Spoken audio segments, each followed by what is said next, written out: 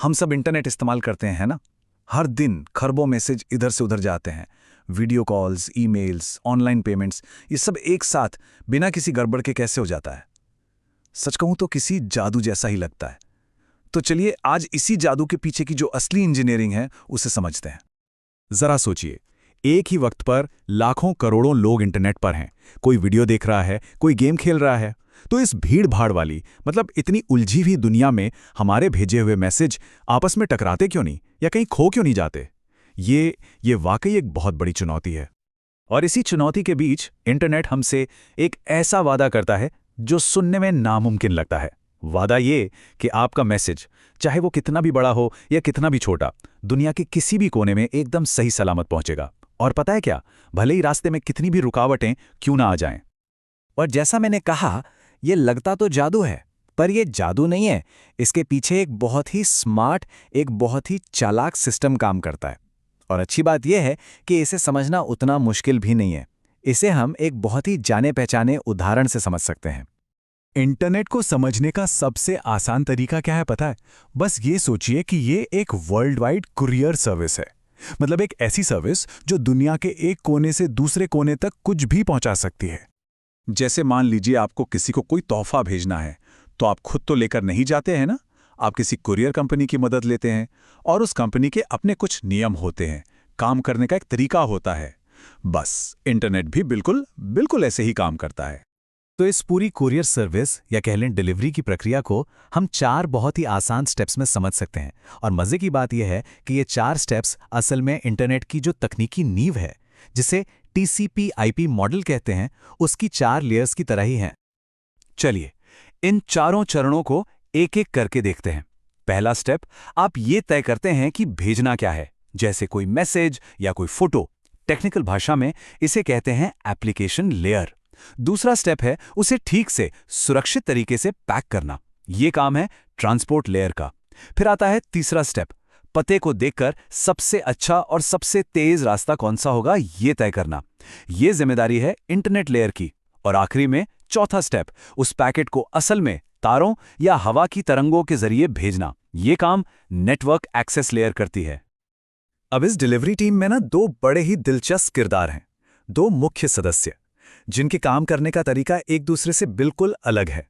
इनके नाम है TCP और IP। और इनके काम करने का तरीका समझना वाकई मजेदार है।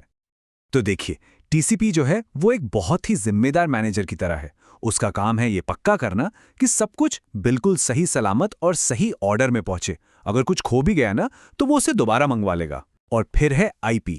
ये एक तेज तरार एक्सप्लोरर है। उसे बस मंजिल के पते से मतलब है। वो सबसे तेज रास्ता ढूंढता है, पर उसे ज्यादा परवाह नहीं कि सामान ठीक ठाक है या नहीं। तो जब ये दोनों साथ काम करते हैं, एक की जिम्मेदारी और दूसरे की रफ्तार, बस यही कॉम्बिनेशन इंटरनेट को इतना तेज और भरोसेमंद बनाता है। क्या कमाल का बैलेंस है ना? तो चलिए अब जरा ये देखते हैं कि हमारा भेजा हुआ एक मैसेज अपनी लंबी यात्रा के लिए तैयार कैसे होता है। एक साधारण सा मैसेज एक ट्रैवल रेडी पैकेट में कैसे बदल जाता है। सोचिए, अगर आपको एक पूरी कहानी की किताब भेजनी हो, तो उसे एक साथ भेजना थोड़ा रिस्की हो सकता है। इससे अच्छा क्या होगा कि आप किताब के पन्ने फाड़कर उन पर नंबर डाल दें और फिर अलग अलग भेजें। इंटरनेट भी बिल्कुल यही करता है। हमारे बड़े मैसेज को छोटे छोटे टुकड़ों में तोड़ दिया जाता है और इन टुकड़ों को कहते हैं पैकेट। और ये तैयारी ठीक वैसे ही है जैसे हम किसी तोहफे को पैक करते हैं। सबसे पहले आपका मैसेज होता है, फिर TCP उस पर एक परत चढ़ाता है जिस पर एक नंबर लिखा होता है। फिर IP आता है और उस पर एक और परत चढ़ा देता है जिस पर भेजने वाले और पाने वाले का पता लिखा होता है। और आखिर में उसे एक और लिफाफे में डाला जाता है ताकि वो असली दुनिया में तारों और केबल्स के जरिए सफर कर सके। इस पूरी प्रक्रिया का एक फैंसी नाम भी है, एनकैप्सुलेशन। इसका सीधा सा मतलब है डेटा पर जानकारी की परतें चढ़ाना ताकि वो अपनी लंबी यात्रा पर कहीं खो ना जाए।